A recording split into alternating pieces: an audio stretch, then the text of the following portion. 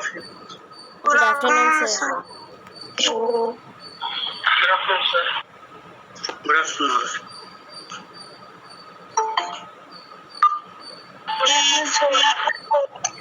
Okay, all of you.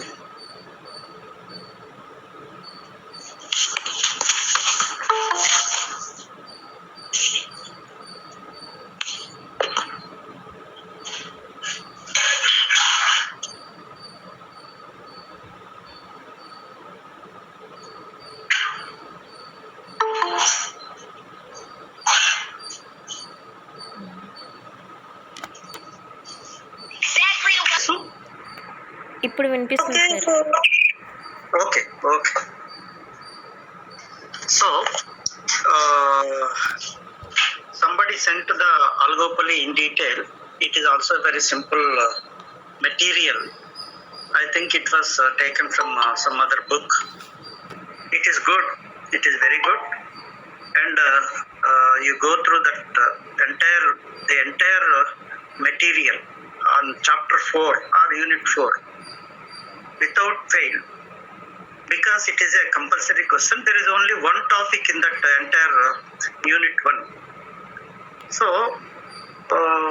while writing the main questions, I already told you, if it is a diagram, if it is a theory, if it is a law, you have to write the first, the introduction, just as an essay. So what is the meaning of oligopoly, why there is a need for oligopoly, how it entered, all these things, anything what you know about oligopoly. Then you have to give the features or conditions.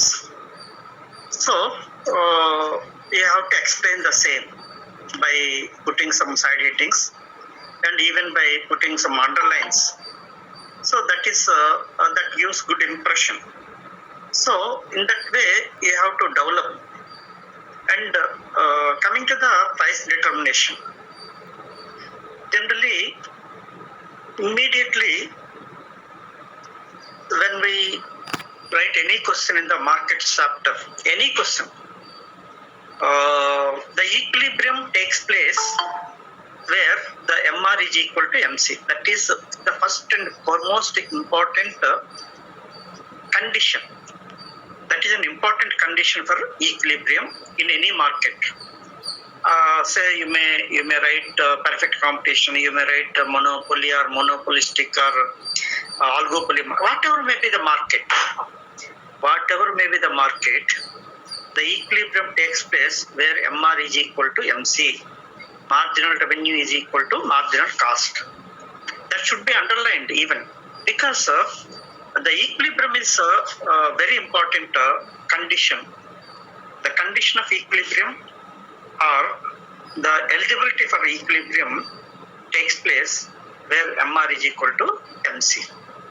Then of course you can write something like where AR is greater than AC, where AR is equal to AC, where AR is less than AC, the other conditions.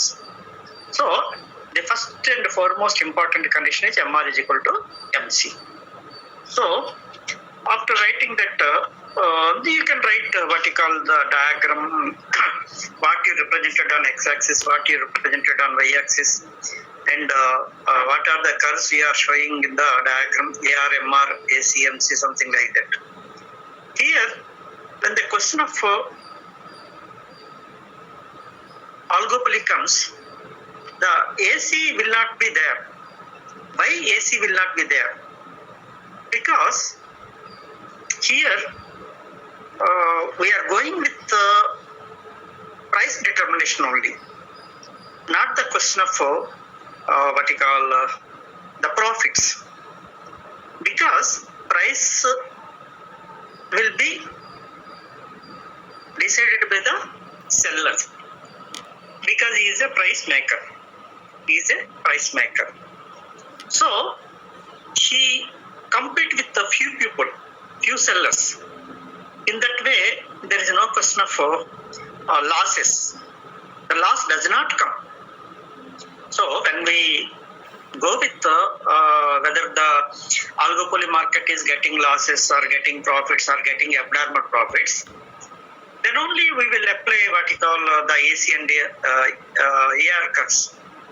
But here, generally, they take the advantage of deciding the price or fixing the price or being a price maker. Naturally, he will take all the costs into account. Whatever may be the cost, he will take all the costs into account and he will decide the price. So, in that way, there is no question of losses as far as oligopoly market is concerned. So, we can call it as an industry, but in the industry, there are few firms. Though we call it as an industry, the number of firms are few. Though there is a eligibility for entry, though there is something like a free entry or whatever may be, it is difficult to enter. It is very difficult to enter. Why? Because already the old firms will be there and they use it to enjoy all the economies of scale or financial economies and all these things are there. So that's why here the question of showing the profit or loss or normal profits does not come. That's why we have not taken into consideration the AC, the average cost. Of course, if we put some more AC, then definitely under oligopoly, we will get abnormal profits. No question of losses. So that is already there is a lot of confusion between the. As far as AR and MR is concerned, there are in the oligopoly market there are two ARs, there are two MRs. రెండు AR రేఖలు ఉంటాయి, రెండు MR రేఖలు ఉంటాయి. అవి డిస్కంటిన్యూగా ఉంటాయి. MR రేఖ డిస్కంటిన్యూగా ఉంటుంది. AR రేఖ కంటిన్యూగా ఉన్నప్పటికీ ఒక దగ్గర ఎలాస్టిసిటీ మారిపోయి ఒక దగ్గర కింక్ వస్తుందన్నమాట. సో ఇవన్నీ కూడా థియరిటికల్ పార్ట్ లో మీరు మ్యాటర్ ని పెంచడానికి ఎగ్జామినేషన్స్ లో మ్యాటర్ ని పెంచడానికి ప్రయత్నం చేయాలి. Whatever you know about the oligopoly you can write. So that is how you can improve the of course not only the quality but also the quantity. Because some of the valuation అంటే కొంతమంది ఏంటంటే ఏం రాశాడు, కొద్దిగా ఒక page రాశాడు కదా, వీడికి ఎందుకు అన్ని మార్కులు ఇచ్చేయాలి అనే ఒక చెత్త అభిప్రాయం కూడా కొంతమందికి ఉంటుంది. అలాంటప్పుడు to satisfy both the qualitative as well as quantitative people or the valuation, then we have to develop the what you call the material also. Okay, అది చాలా బాగుంది. నేను ఐ థింక్ ఇప్పటికి 3-4 పంపించుంటాను ఆల్గోపోలీ మార్కెట్ కి. ఆల్గోపోలీ మార్కెట్ లో మీకు 3-4 ఉండి ఉంటాయి ఆల్రెడీ. అవన్నీ కలిపి దయచేసి ఎక్కడో జెరాక్స్ తీసేసాము లేదా నా ఫోన్ లో ఉంది ఇలాంటి పరిస్థితులు తెచ్చుకోకండి. అవన్నీ కూడా ఒక పేపర్ మీద రాసుకోండి అంతే తప్ప ఎక్కడో ఉన్నాయని మాత్రం అనుకోవద్దు దయచేసి. అలా అనుకుంటే దానివల్ల మీకు పెద్దగా ఉపయోగం అంటూ ఏమి ఉండదు అనమాట. సో హియర్ ఎనీథింగ్ చెప్పమ్మా. Anybody wants to speak anything?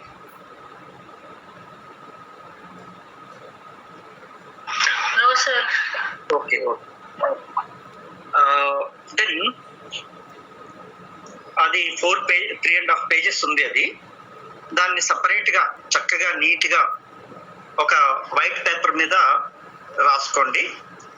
అది జాగ్రత్తగా చదువుకోండి. ఎక్కడైనా అర్థం కాకపోతే నన్ను అడగండి. ఆల్రెడీ ఒకవేళ మీ దగ్గర ఇప్పుడు ఎవరి దగ్గరైనా కాపీ చేసింది చదవగలిగితే I will explain it again because that is important, that is simple, that is what you call the less in what you call quantity. అంటే ఏమా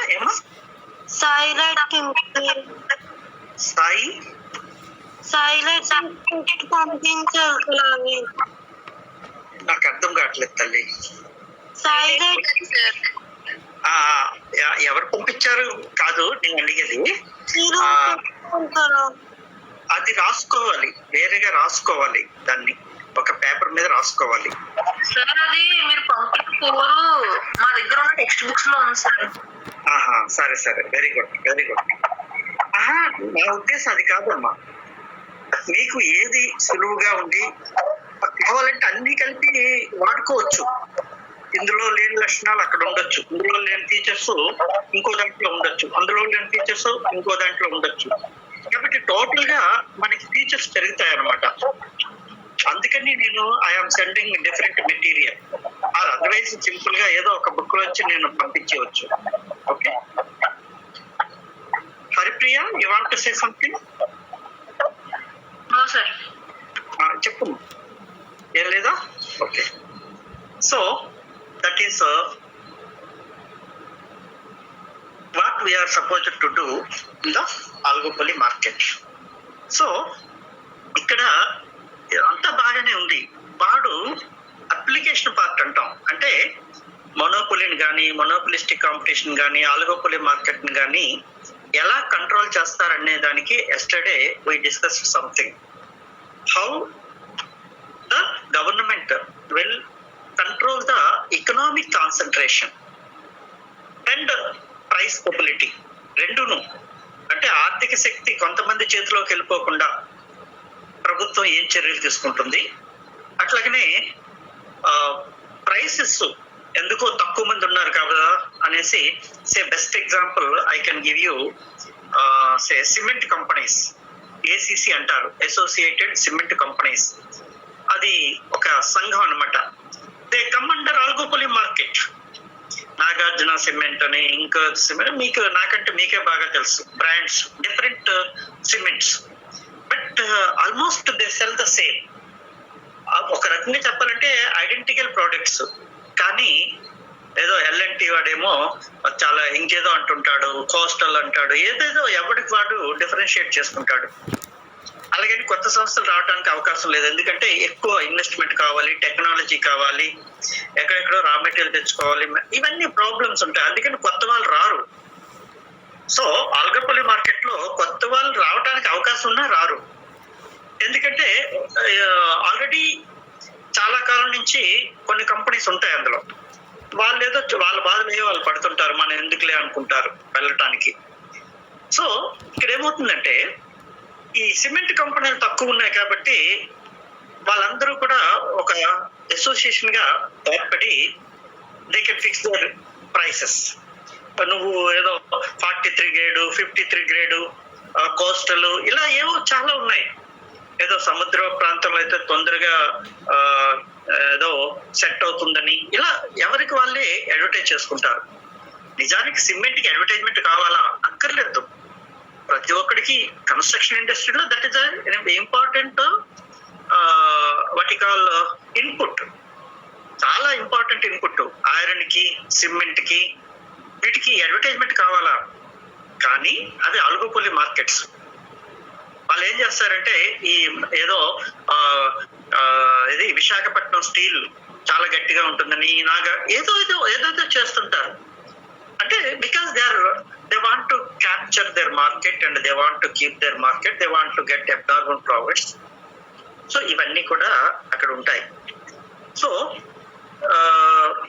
why I'm giving all the examples, ఎందుకంటే చెప్తున్నాను cement ఇండస్ట్రీని oligopoly market కింద చెప్పుకుంటే the government will involve in the pricing.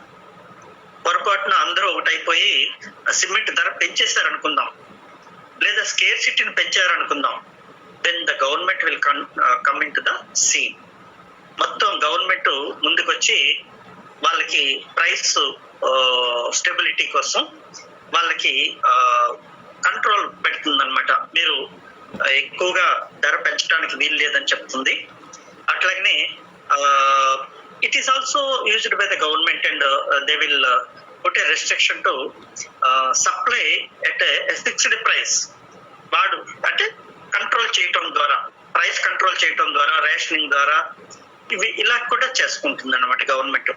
అట్లాగే steel, ఏదో Tata steel అదేదో బాగుంటుందని వాడు అడ్వర్టైజ్ చేసుకుంటాడు. అట్లాగే విశాఖ స్టీల్ వీడేదో బాగుంటుందంటాడు ఇంకొకడు. సో నిజానికి ఆల్ ఆర్ స్టీల్, అందులో ఎలిమెంట్స్ కూడా ఒకటే, సిమెంట్ లో ఉన్న ఎలిమెంట్స్ కూడా ఒకటే.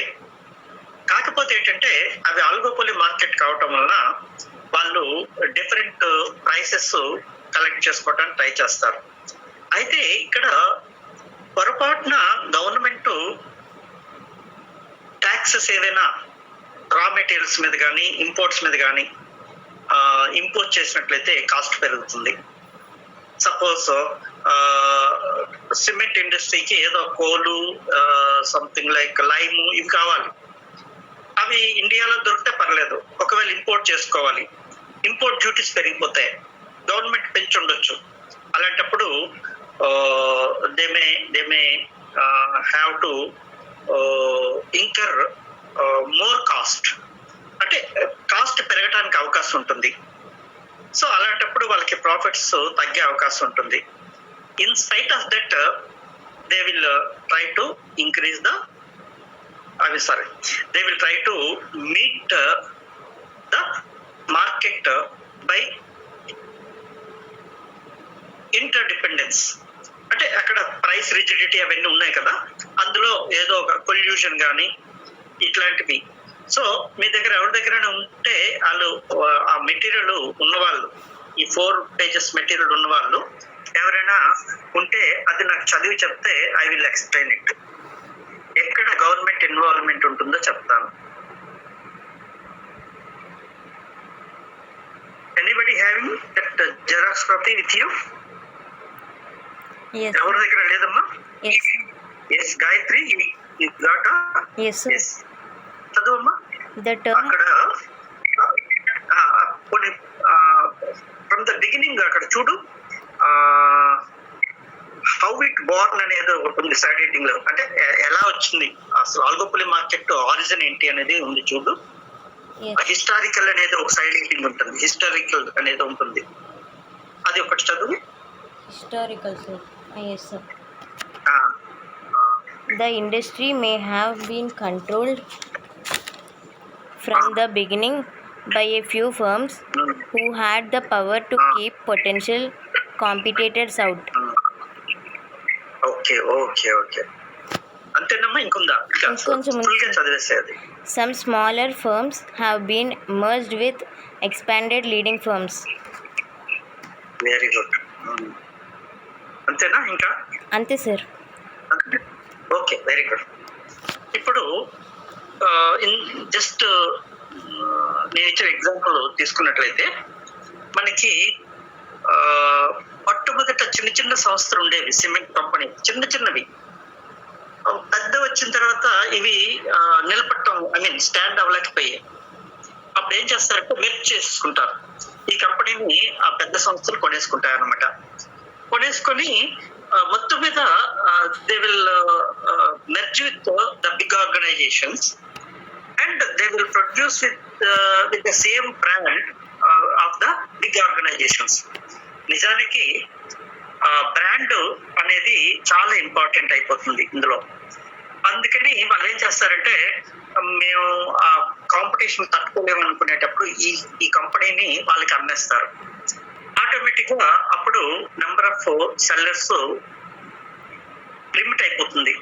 మొదట్లో ఎక్కడో హిస్టారికల్ గా అంటే మన ఇండియన్ ఇండస్ట్రీలో ఐరన్ అండ్ స్టీల్ ఇండస్ట్రీ, అట్లాగనే cement industry, even automobile industry కూడా. సే ఫర్ ఎగ్జాంపుల్, ఒకప్పుడు ఆటోమొబైల్ ఇండస్ట్రీలో మనకి ఒకటే కంపెనీ ఉండేది, అంబాసిడర్ కార్లు, హిందుస్థాన్ మోటార్స్ అని ఆటోమొబైల్ ఇండస్ట్రీలో. అది అసలు ఇప్పుడు అడ్రస్ కూడా లేదు, మొత్తం it stop it's output. So మరి వాట్ ఇట్ విల్ డూ? అట్లాగనే టాటా మోటార్స్, ఇప్పుడు అవన్నీ ఓల్డ్ కంపెనీస్, కానీ అవి పోటీకి తట్టుకోలేకపోతే అవి ఏం చేస్తాయంటే మిగిలిన వాళ్ళతో కలిసిపోతారనమాట. అంటే వీళ్ళు ఏవో కొన్ని పార్ట్స్ తయారు చేయటం, వాళ్ళకి ఇవ్వటం అట్లా. So they may be they may have their own history, but they cannot compete in the present market because of backwardness in the technology backwardness ఉండిపోతుంది. అలాంటప్పుడు వాళ్ళు అందుకనే అంబాసిడర్ కార్లు పూర్తిగా అదృశ్యం అయిపోయాయి. For your information, the president of India దగ్గర నుంచి మామూలుగా ఒక కలెక్టర్ వరకు మొత్తం ఇండియాలో అంబాసిడర్ కార్సే వాడేవారు. ప్రెసిడెంట్ ఆఫ్ ఇండియా కూడా అంబాసిడర్ కారే. అలాంటి కారు కనీసం మనకి ఎక్కడ మోడల్ అంటే అసలు ఇలాంటి కారు ఉందని భారతీయులకు తెలియదు. కారణం ఏంటంటే టెక్నాలజీ డెవలప్ చేసుకోలేదు. టెక్నాలజీ ఎప్పుడైతే డెవలప్ చేసుకోలేదో ఆ సంస్థ మిగిలిన సంస్థలతో పోటీ పడలేక అలాగా మూతపడిపోయి, లేదా ఈ సంస్థని ఇంకొక సంస్థకి అమ్మేయవచ్చు. So that is called merger. Merger అంటే కలయిక అనమాట. సో హిస్టారికల్ గా స్టార్టింగ్ ఒక సంస్థ ఉంటుంది, కానీ అది పోటీకి తట్టుకోలేకపోతే నెమ్మదిగా ఇంకో దాంతో మెర్జ్ అయిపోయి they will try to maintain the oligopoly market అన్నమాట. సో సెకండ్ పాయింట్ ఏంటమ్మా? Economies of scale. Economies of scale, not economics, economies. ఒకవేళ అక్కడ తప్పు రాసి ఉంటే కరెక్ట్ చేసుకోండి.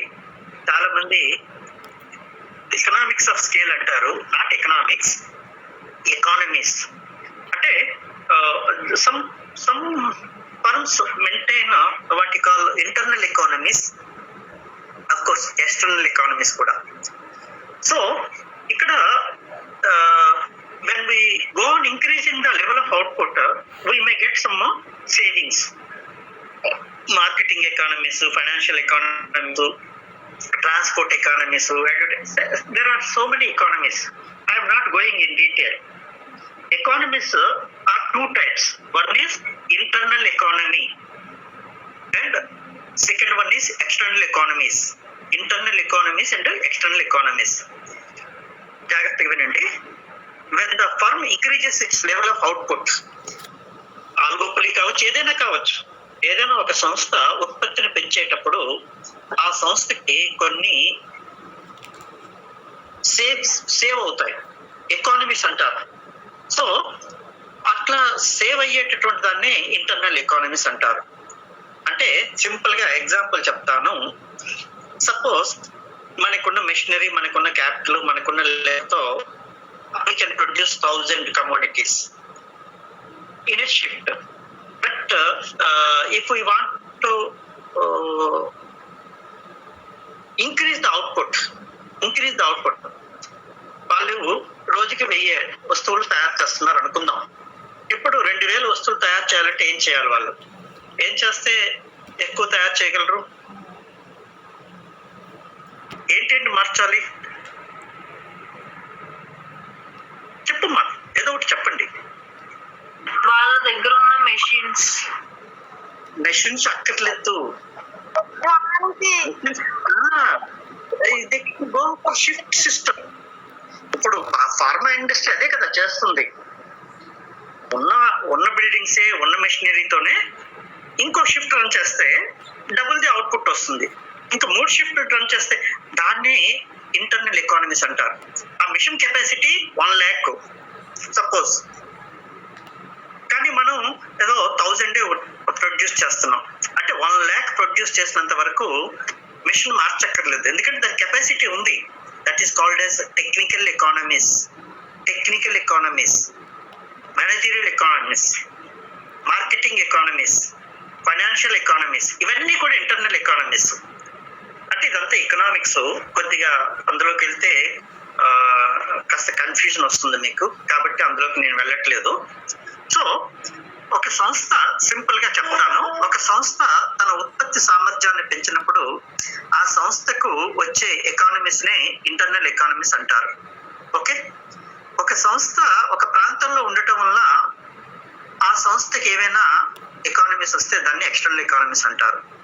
Suppose the government take a policy by which the firm is getting some benefit which is called as external economies.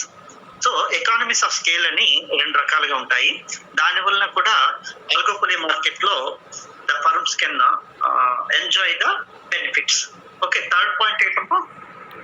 superior entrepreneurs. మంచి అంటే సుమారు ఒక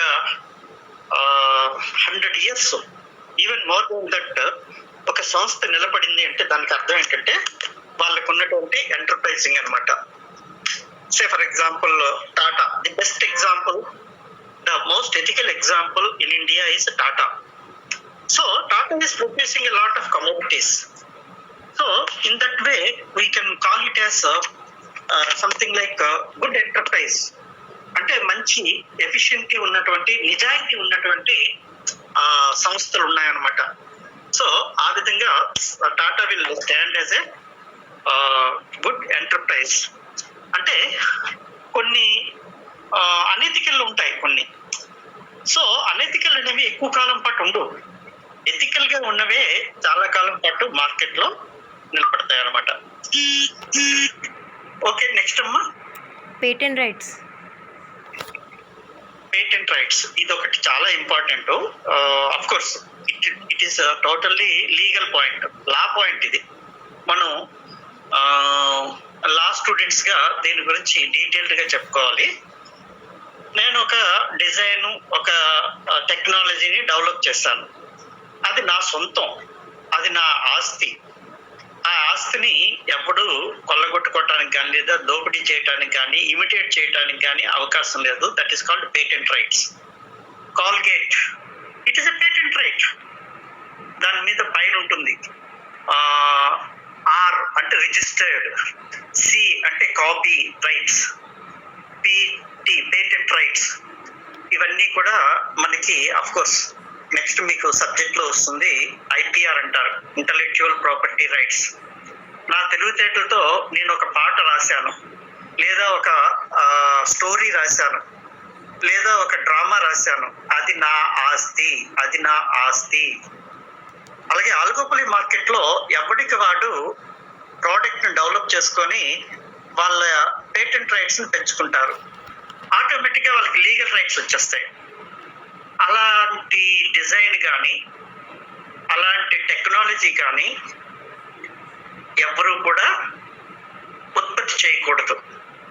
so for example cement company ఇందాక ఏదో చెప్పుకున్నాం, వాడేదో టెక్నాలజీ, వాడి టెక్నాలజీ ఏంటంటే సంథింగ్ లైక్ తొందరగా, అంటే ఆ టెక్నాలజీ బయటికి రాదు. ఒకవేళ టెక్నాలజీ వాడు డెవలప్ చేసిన టెక్నాలజీని ఇంకొకటి వాడటానికి అవకాశం ఉంటుంది. సో సింపుల్ గా చెప్పాలంటే దే గో విత్ ఇన్నోవేషన్స్. కొత్త వస్తువు తయారు చేయటం, కొత్త ఉత్పత్తి పద్ధతుల్లో తయారు చేయటం, కొత్త టెక్నాలజీతో తయారు చేయటం. ఒకప్పుడు మనకి అందరికీ తెలుసు సెల్ ఫోన్ పెద్దది ఉండేది, ఇప్పుడు టెక్నాలజీ మారిపోయింది. అట్లాగనే విండోస్ అంటాం, అదొక టెక్నాలజీ. సో ఇలా మనకి ఆల్గోపోలీ మార్కెట్ లో technical patent rights they will get it. Copy rights ఇవన్నీ కలిస్తే ఇంటలెక్చువల్ ప్రాపర్టీ రైట్స్, అది సపరేట్ యాక్ట్స్ ఉన్నాయి, ఐపీఆర్ అంటారు. సో అది ఉండటం వలన ఇప్పుడు యాక్టివా స్కూటర్ ఇంకోటి తయారు చేసి వచ్చు కదా? No, because the title Activa అనే పేరు కానీ, అది డిజైన్ కానీ, లోపల ఉన్నటువంటి టెక్నాలజీ కానీ ఎవ్వరు ఇంకొకరు ఇమిటేట్ చేయటానికి కానీ అవకాశం ఉండదు. ఎందుకంటే చట్టం వాడికి మాత్రమే ఆ అధికారాన్ని ఇస్తుందన్నమాట. అవే ఐపీఆర్, ఇంటలెక్చువల్ ప్రాపర్టీ రైట్స్ అంటారు.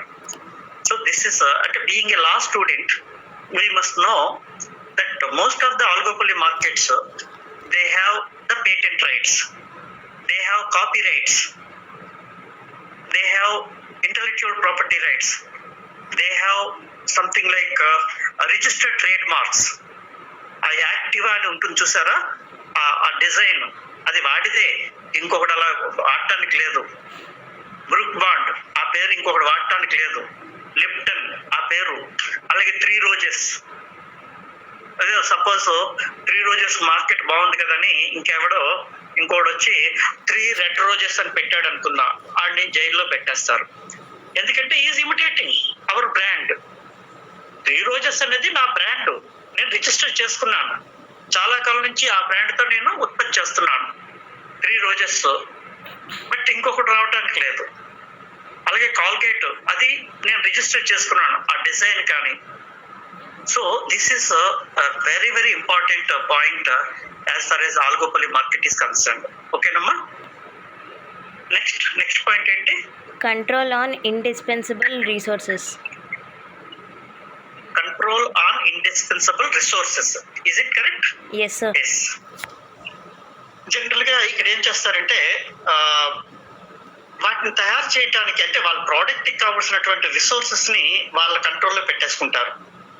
అంటే ఇంకొకటికి ఆ రిసోర్స్ దొరకకుండా, సే ఫర్ ఎగ్జాంపుల్ డాబర్ మనకి చాలా అంటే ఓల్డెస్ట్ న్యాచురల్ ఆర్ ఆయుర్వేదిక్ ఏదో అలాంటి ప్రోడక్ట్స్ ఇండియాలో ఆల్మోస్ట్ మొనోపలి అని చెప్పొచ్చు వాడిని, డాబర్. కానీ ఆడెవడు ఇంకొకడు ఎంటర్ అయ్యాడు, యోగా ఆడెవడు,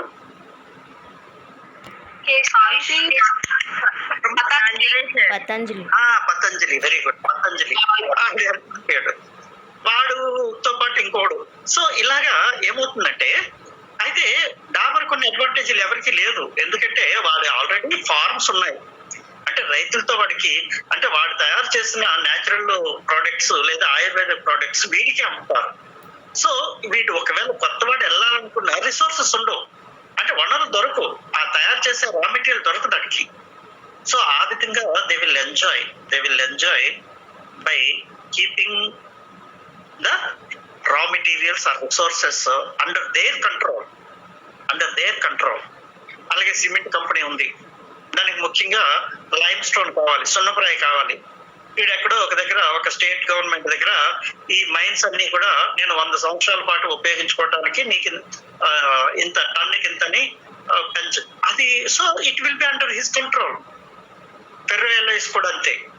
సో ఇవన్నీ కూడా రిసోర్సెస్ ని వాళ్ళ గ్రిప్ లో పెట్టేసుకుంటారు.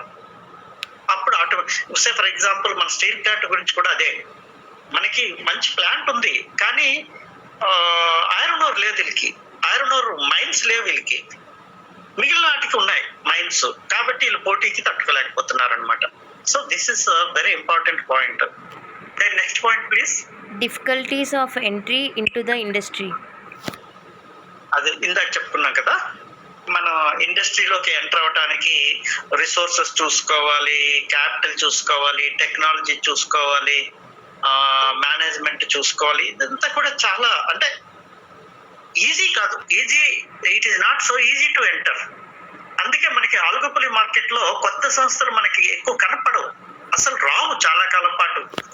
ఎప్పటికో ఒకటి వస్తున్నా వాడికి ఏదో ఇబ్బంది పెట్టి వాడిని రాకుండా చేస్తుంటారు.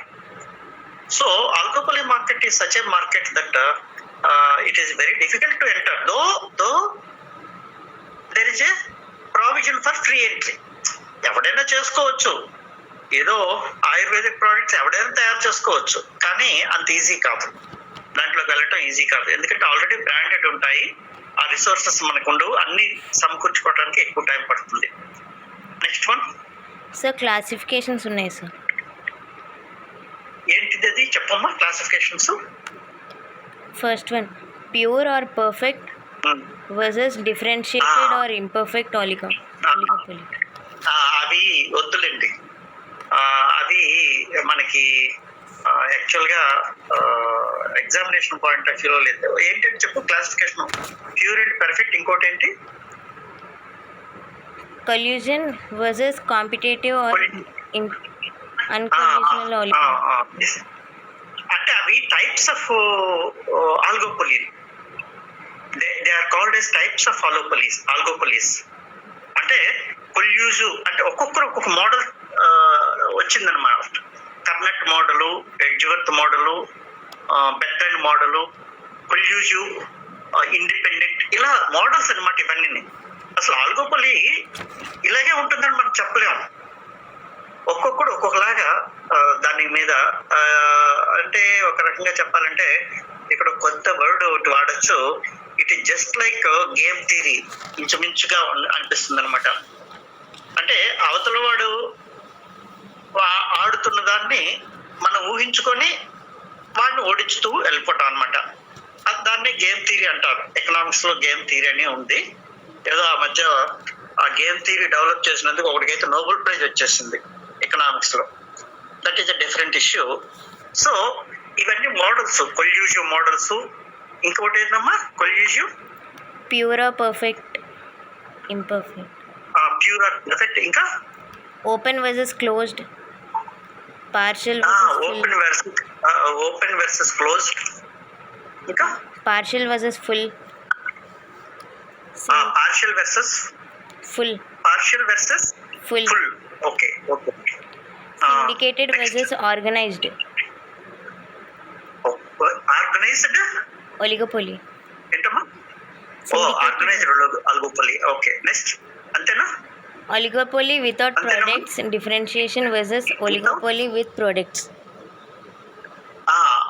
Oligopoly with product differentiation and without product differentiation. Yes, కదా? sir. విత్ ప్రోడక్ట్ డిఫరెన్షియేషన్ అంటే తెలుసు మనకి. ఏమో చెప్పు. Any doubts? No, sir. ఏనా డౌట్స్? చెప్పమ్మా. Okay, anything?